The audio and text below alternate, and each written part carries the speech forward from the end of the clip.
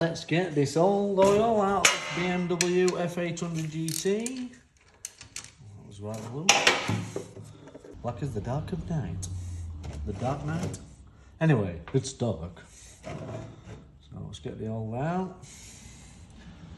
And filter. Need a fancy filter wrench on these, one with loads of teeth. Loads of teeth to get into the serrated edge of the filter. By heck, the filter was tighter than the sump one. There we go. Out with the old